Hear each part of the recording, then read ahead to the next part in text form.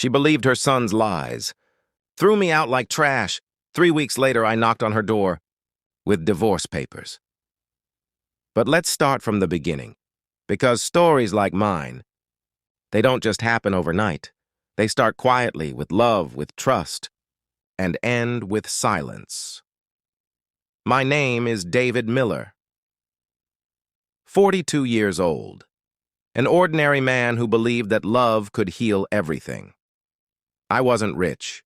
I wasn't perfect, but I had a heart that never gave up on people. 5 years ago, I met Laura. She was a widow, beautiful, calm, strong, a woman who carried sadness in her eyes but hope in her smile. She had a son, Ethan, who was 16 then. I remember the first time she laughed at one of my stupid jokes. That's when I knew I wanted to make her smile forever. It wasn't easy convincing her to marry again. She said, "David, my life is complicated. My son won't understand. But love doesn't care about complications. It just wants a place to grow." So I promised her, "I'll love you both, Laura, you and Ethan." And I meant it. When we got married, the house felt full again. Flowers on the table, laughter in the hallway, morning coffee shared with small smiles. But beneath it all, Ethan's silence was loud. He never accepted me. He wouldn't even look me in the eye. Sometimes, I'd try to talk. "Ethan, you doing okay in school?" He'd just shrug, put on his headphones, and walk away. Laura would sigh and whisper, "Give him time." So I did. Days turned to months, months into years, and still, I was a stranger in my own home. I worked long hours, tried to provide for them, tried to be patient. Every night I came home hoping things would be better.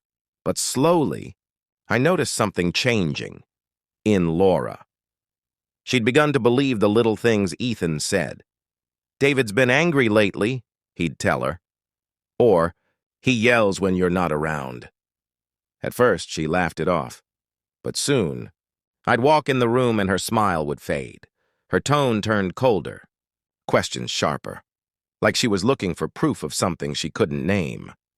One evening, it all broke. Ethan came home with a bruise on his arm. Laura's eyes widened. "What happened?" He looked at me, then down at the floor. "He grabbed me, Mom. He was angry again." My world froze. "What?" "Ethan, that's not true," I said, my voice shaking. But he kept quiet, tears in his eyes, fake tears. And Laura, she believed him. "David," she whispered, "I think you should leave for a few days. Until things calm down." Leave? From my own house? The house I helped pay for? The house where every corner had a piece of my love? I wanted to scream, but I didn't. Because love makes you weak, especially when it's one-sided. I packed my bag slowly. She stood there, arms folded, eyes full of disappointment. And Ethan stood behind her, pretending to be scared. That image burned into me. As I stepped outside, rain started falling, heavy, cold, merciless. The streetlight flickered as if mocking me. I stood there, drenched, staring at the closed door. I thought she'd open it, say, "Come back, David, I know you." But she didn't. I sat in my car all night. No calls, no texts, just silence. That night I realized something. Love doesn't die when trust is broken. It turns into pain, a pain so deep it feels like a second heartbeat. Over the next few days, I stayed at a friend's small apartment. I couldn't sleep, couldn't eat. Every thought of Laura felt like glass cutting through my chest. I kept hoping she'd call, that she'd see the truth. But 3 weeks passed, and nothing. People think heartbreak makes you angry. It doesn't. It makes you quiet. It teaches you how to disappear without anyone noticing. And in that silence, something inside me began to change. I realized I didn't need to prove my innocence to someone who never truly saw me. I needed to reclaim myself. So I decided, the next time she hears from me, it won't be a plea. It will be the sound of a door closing. For good. That night, I wrote everything down. Every sacrifice. Every moment she doubted me. Every tear I swallowed to keep the peace. And at the bottom of that letter, I wrote one line. Sometimes walking away is the only way to be heard. The next morning, I folded that letter carefully and began preparing the papers that would end it all. The morning after I started writing that letter, the world looked different. Not brighter, just emptier. The kind of emptiness that doesn't scare you anymore. Because you've already lost what mattered most. I woke up on the couch of my friend's tiny apartment, the same couch that had become my bed for the past 3 weeks. The air smelled like old coffee and broken promises. Stared at the ceiling, wondering how love could turn into silence so quickly. 1 month ago, that silence used to mean peace. Now it was my punishment. My friend, Carl, walked in with 2 cups of coffee. He didn't ask how I was doing anymore. He already knew. He just said, "You're still waiting for her call, aren't you?" I didn't answer. I didn't have to. Every morning I'd look at my phone, scroll through old photos. Laura smiling, Ethan pretending to laugh, dinners, small trips, memories that now felt like someone else's life. It's strange, isn't it? How love doesn't disappear after betrayal. It just loses its direction. At night I'd write, pages after pages, letters I'd never send. Maybe I was trying to understand her. Maybe I was trying to understand myself. Maybe both. There's something about pain. It makes you see truth in slow motion. You start realizing what you ignored for years. The moments when she'd doubt me. The way she'd believe her son before hearing my side. The quiet distance that grew between our hearts. But love. It blinds you until reality screams loud enough. Carl kept telling me, "Move on, man. She made her choice." But how do you move on from someone who was your home? You can't. You just learn to survive the fire without burning down again. Days turned into nights, and nights into an endless stretch of questions. Then, on a rainy Thursday morning, my phone finally rang. I froze. The screen lit up. Laura calling. For a few seconds, I just stared at her name. My hands trembled. My heart did something between breaking and beating again. I took a deep breath and answered. "Hello?" I whispered. There was silence on the other end, the kind of silence that holds guilt. Then, her voice, soft, unsure. "David." "How are you?" My chest tightened. 3 weeks of silence, and that's what she asked. No apology, no explanation. Just words soaked in awkward distance. "I'm fine," I said flatly. "How are you and Ethan?" She hesitated before replying. He's okay. We've been talking about everything."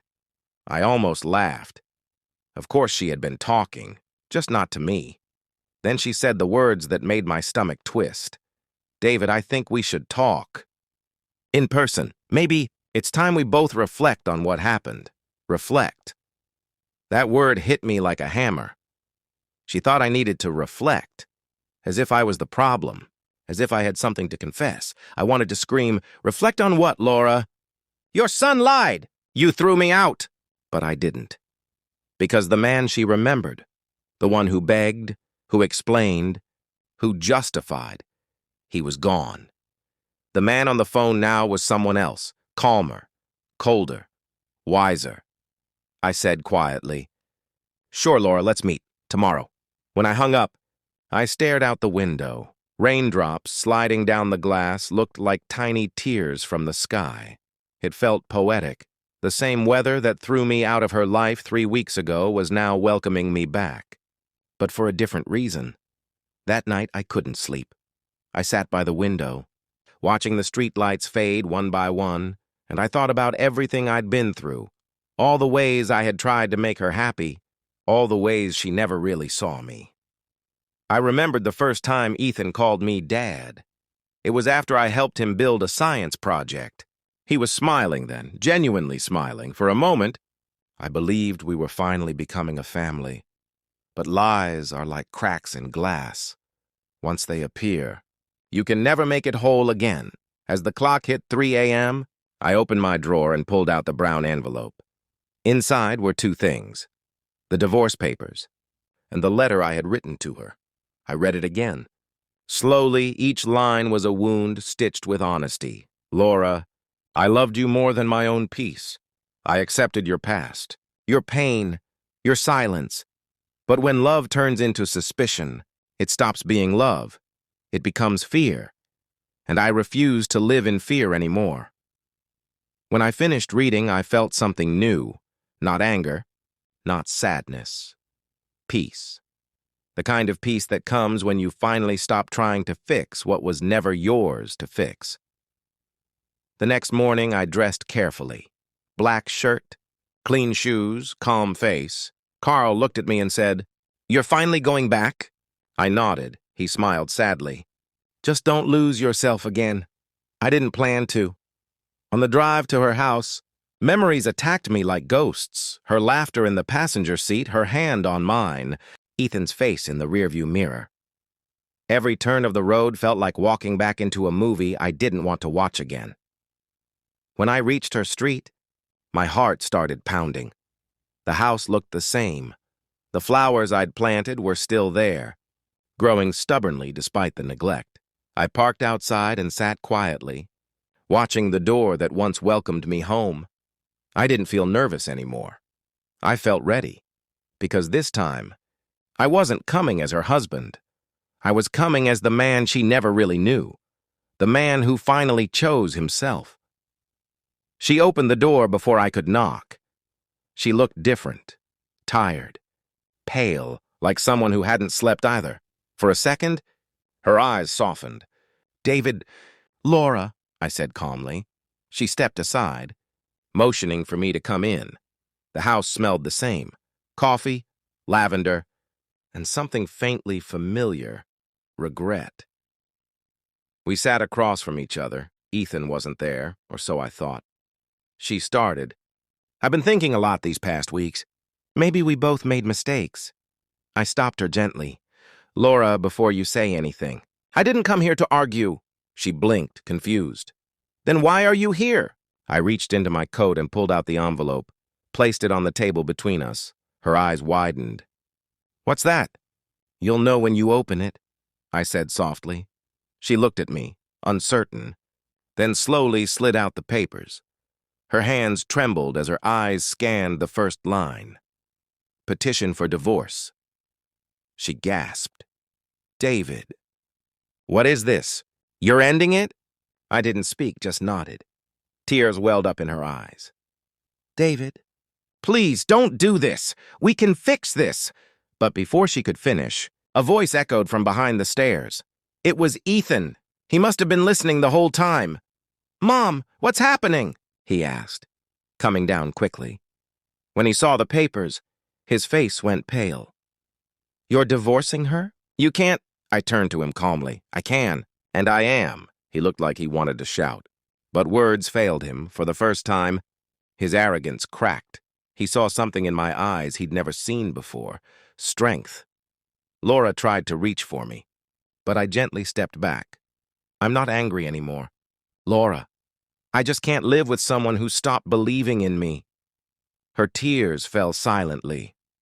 "I was wrong, David. I see that now. Please." But some apologies come too late. I handed her the letter, folded neatly, the same one I'd read last night. "Read this," I said softly. "You'll understand everything." I turned and walked toward the door. Ethan stood frozen, guilt written all over his face. He opened his mouth as if to say something, but couldn't. As I stepped outside, the cold air hit my face. It felt like freedom. Behind me, I could hear Laura sobbing and the sound of her son whispering, "Mom, what have we done?" I didn't look back, because sometimes the most powerful goodbye is the one said in silence.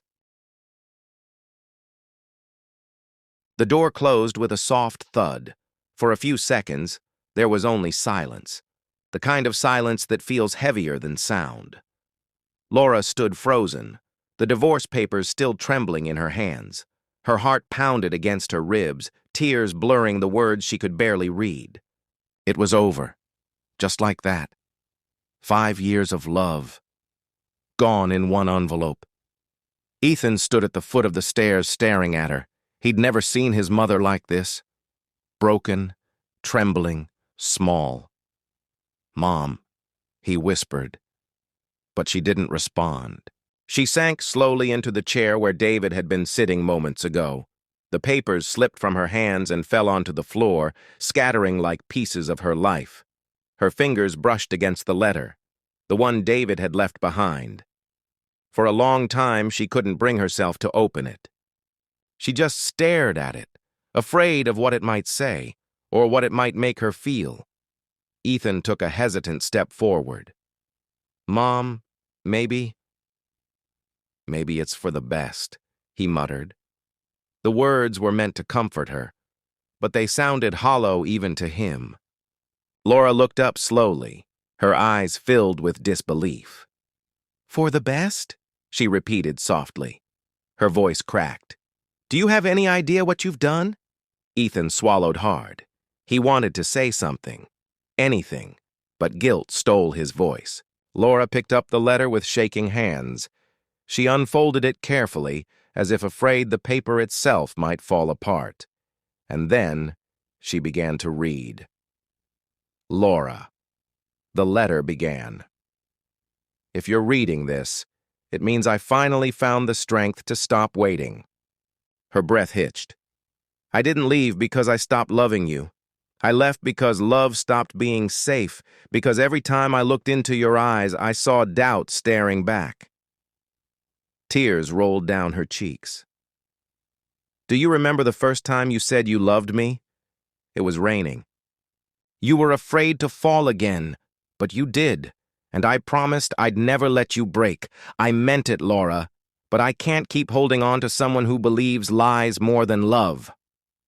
Her hands trembled. She pressed the paper to her chest, as if trying to hold on to the man she had already lost. Ethan watched quietly from across the room, shame burning through him. He could hear his heartbeat pounding in his ears. Every word his stepfather had written felt like an arrow through his chest. Laura kept reading. "I forgave you 1,000 times silently, hoping one day you'd look past his words and see me.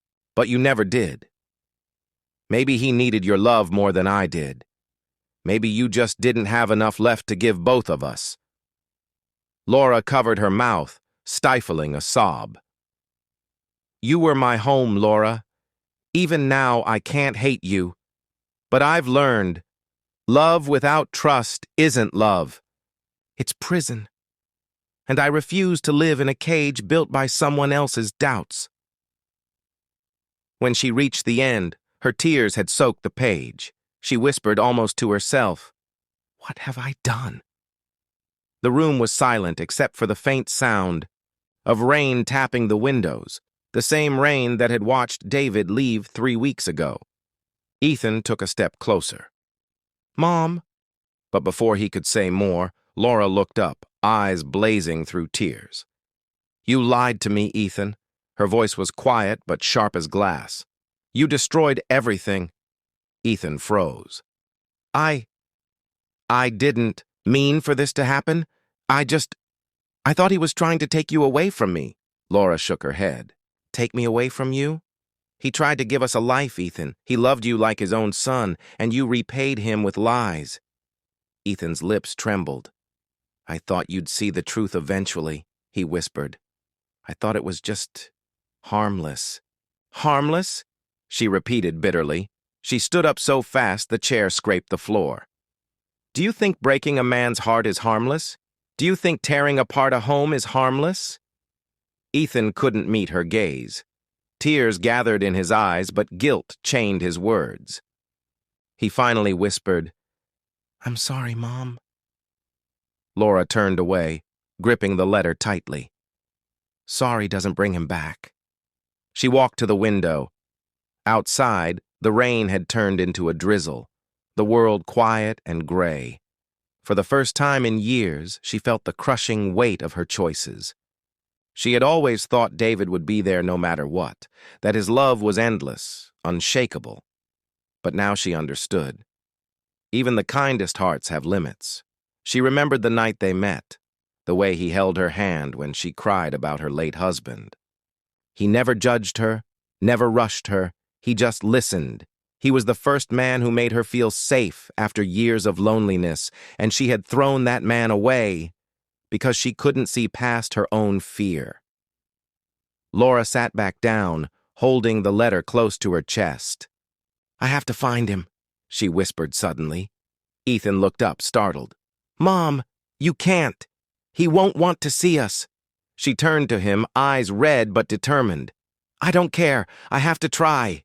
She stood, grabbed her coat, and ran to the door. But as she stepped outside, she paused. The driveway still wet from rain, the sky heavy with clouds. The last time she had seen David, he had walked down that same driveway without looking back. Now she would walk the same path, chasing the ghost of her own mistakes. Ethan followed her to the door. "Where will you go?" "Wherever he is," she said simply, and for the first time in his life, Ethan saw his mother truly break. Hours later, Laura found herself sitting in her car, engine running but unmoving. She had no idea where to start. David had no family nearby. He'd only mentioned his workplace once or twice. She scrolled through her phone, old messages, photos, voice notes, anything that could lead her to him. Her hand stopped at a picture from their anniversary last year. David's smile was genuine, full of warmth. In the caption, he had written, "Home is where trust lives." She felt her chest tighten. She whispered, "Where are you, David?" Meanwhile, Ethan sat at home alone. The house felt emptier than ever. He walked into David's old study, the one he used to avoid. Dust had gathered on the desk. A framed photo stood on the corner, David, Laura, and Ethan, smiling together during a picnic. Ethan picked it up with trembling hands. His throat tightened. He remembered how David had carried the cooler, cracked jokes, taught him how to fix a tent. He had hated him back then. Not because David was bad, but because he was good. Because he made his mother happy in a way Ethan's real father never could.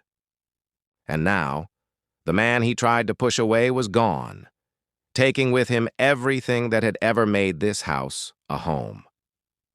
Ethan sank to the floor, clutching the photo to his chest. Tears fell silently. He didn't realize it yet, but guilt was the beginning of his redemption. Laura drove through the rain-soaked streets, her eyes scanning every passing face, every cafe, every office building, hoping to catch even a glimpse of him. But he was nowhere. As night fell, she pulled over to the side of the road and buried her face in her hands. The streetlights glowed dimly, reflecting off her tears. Her mind replayed the moment he handed her that envelope, his calm voice, his quiet strength, the way he looked at her one last time before walking away. She whispered into the silence, "David, if you can hear me, I'm sorry. Please, just give me one chance." But there was no answer, only the hum of distant traffic and the soft sound of rain whispering against the windshield, like the echo of a goodbye that would never fade. The night was darker than usual. Rain kissed the windows as Laura sat alone in the living room, the same living room where she once threw David's belongings out, screaming that she never wanted to see his face again. Now that silence was deafening. The air smelled like regret. Ethan was upstairs, pretending to be asleep, but she could hear him pacing, restless, guilty, broken. On the table before her lay the divorce papers, and a small envelope with David's handwriting on it. Her trembling fingers brushed over his name. Laura. She swallowed hard, tears already clouding her eyes. She opened the envelope. The letter. "Laura, I don't hate you. I could never hate you, even when you believed lies that painted me as a monster. I loved you enough to walk away when staying meant destroying both of us. The words hit her like knives. Every line bled with pain. You trusted everyone except me. I begged you to listen, but you were blinded. By fear, by your son, by the idea that I was the threat. I was the only one who ever wanted to protect you both. And still you threw me out like a stranger. Tears rolled down her cheeks, one after another. Ethan is your son, and I never wanted to come between that. But he hated me before he even knew me. I tried to win his heart, but I couldn't compete with his lies. Laura pressed her hand to her mouth, sobbing quietly. Every memory came rushing back. The nights David would wait up, the dinners Ethan refused to attend, the subtle looks of disgust she ignored. The letter continued. When I walked away, I told myself I'd never look back. But every night I found myself remembering your laughter. How you'd fall asleep holding my hand, saying, "Don't ever leave me." And I'd whisper, "Never." I broke that promise, Laura. But not because I stopped loving you. I broke it because you stopped believing in me. She dropped the letter, clutching her chest. Her breaths grew heavy. A sound escaped her lips. Half sob, half scream. Ethan appeared at the top of the stairs, eyes red. He had been reading the copy David had left for him. "Mom!" His voice was weak, hollow. Laura looked up. "Ethan, what did you do?" He froze, guilt choking him. "I didn't mean to. I thought he was trying to take you away from me." Laura stood, her eyes blazing through tears. "You lied to me, Ethan. You told me he was cheating. You told me he hit you. You told me—" She broke down mid-sentence. "Why, Ethan? Why would you do that?" Ethan collapsed to his knees.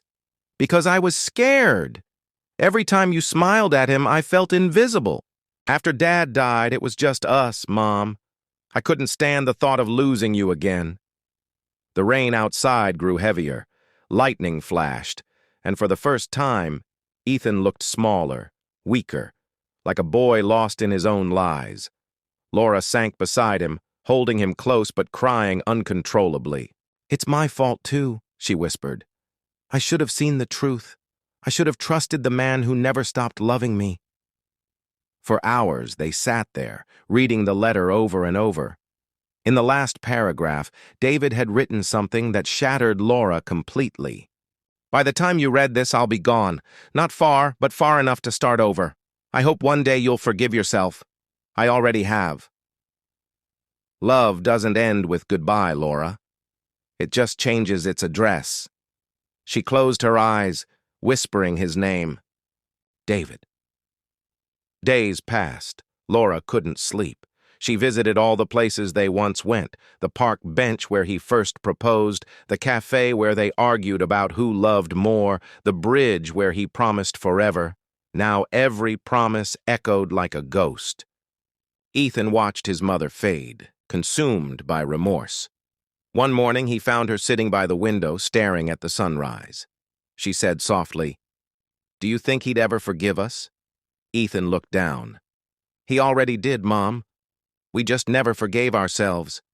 That night, Laura made a decision. She packed a small bag, took the car keys, and said, "I'm going to find him." The camera of life seemed to zoom out. A woman walking into the unknown, driven not by anger but by love, she realized too late. As she drove through the rain, her voice could be heard like a whisper over the music. "He loved me enough to walk away. Maybe I'll love him enough to bring him back." The morning light crept slowly into the clouds. Laura had been driving all night. Her hands gripped the steering wheel tightly, and every mile between her and the past felt like a confession whispered to the wind. Rain still followed her, as if the sky refused to let her travel alone. Her mind replayed every moment, the day she kicked him out, the look in his eyes, the silence that followed. She kept hearing his words from the letter. Love doesn't end with goodbye. It just changes its address. "Where are you now, David?" she whispered, her voice trembling. After hours on the road, She reached a quiet town near the sea, a place they once talked about moving to when life felt simpler, when love still believed in forever. There, on the corner of a small street, was a bookstore. Its sign read, Second Chances. Her heart skipped a beat. That name, it was too much of a coincidence. She parked the car, stepped out, and walked slowly toward the glass door. Inside, a few people browsed the shelves. Behind the counter stood a man arranging books. He looked up, and time stopped. David. His hair was longer now, streaked with silver.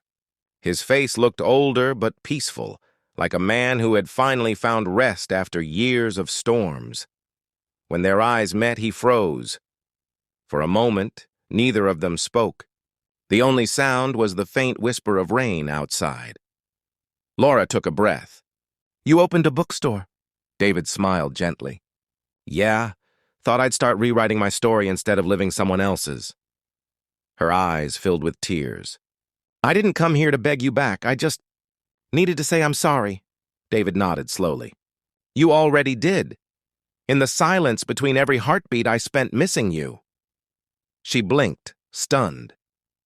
"How can you still be so kind after everything I did?" David sighed. "Because hate never healed anyone, Laura. I learned that the hard way." They sat at a small table by the window, the same way they used to. Outside, the world moved, people laughing, cars passing, but inside, time stood still. Laura placed the letter on the table. "I read this 100 times. Every word tore me apart." David looked down at it, then said quietly, "It wasn't meant to hurt you. It was meant to let you go?" She nodded. "But I couldn't let go, David. I realized too late what love really means. It's not about believing what feels easy. It's about trusting what feels right." He smiled sadly. "You finally learned what I was trying to say all along." A tear rolled down her cheek. "I don't expect you to take me back. I just needed you to know that I see you now." "Truly see you?" David reached across the table, his hand trembling as it touched hers. "For what it's worth," he whispered, "you were my greatest story." Laura's lips quivered. "And you were mine." They talked for hours, about everything and nothing, about life, loss, and the way time heals but never forgets. When the sun began to set, Laura stood up, ready to leave. David walked her to the door. The sky was glowing gold, rain turning to mist. "Will I ever see you again?" she asked softly. David looked out toward the sea. "Maybe, maybe not. But that's okay. Some stories don't need a sequel. They just need to be remembered." Laura's heart cracked again, but this time, it didn't break. This time, it opened. She turned to leave, but David called after her. "Laura!" She turned, and he smiled, the same gentle smile that once made her believe in love. "I kept something for you." He handed her a small notebook. On the cover, it said, "Letters Never Sent." She flipped it open. Inside were pages filled with his handwriting, words he'd written during their separation, letters he never had the courage to send. She read the first line aloud. "If you ever find me again, it means we both survived the storm." Her tears fell freely. She clutched the book to her chest and whispered, "Thank you for still believing I could." That night, Laura sat by the sea. The waves whispered softly against the shore. She opened one of the unsent letters and began to read aloud, her voice breaking but free. "Dear David, I finally understand. Love isn't about holding on. It's about letting someone heal, even if that means it's without you." She closed the book and looked at the horizon. A soft smile spread across her face. Sad, but peaceful. Months later, Ethan stood outside the same bookstore, holding a bouquet of flowers. He hesitated, then walked in. David looked up. Their eyes met, two men connected by one woman's love, and one truth too long buried. Ethan's voice shook. "I came to say, I'm sorry." David nodded slowly. I know. Ethan swallowed hard. Mom's better now. She's learning to forgive herself. She said this bookstore saved her more than you'll ever know. David smiled faintly. Maybe it saved me too. Ethan placed the flowers on the counter. Lilies, Laura's favorite. She told me to give you these. Said they mean peace. David touched the petals gently. She always did know how to end a story beautifully. As Ethan left, David opened the notebook again. Letters never sent. He turned to the last page, and for the first time, added a new one. For Laura, you taught me that even broken love can be beautiful. And sometimes, healing isn't about moving on. It's about remembering without pain. He closed the notebook, looked out the window and whispered to the wind, "Goodbye, my love." Outside, the sea shimmered under the sunset, endless, vast, forgiving. And just like that, their story, full of pain, betrayal, forgiveness, and truth, finally found peace. Some stories don't end with forever. Some end with freedom. And maybe that's what love truly is. Title fades on screen. Struggling stories. The goodbye that healed everything. Kindly subscribe our channel and share your opinion how you find this real-life story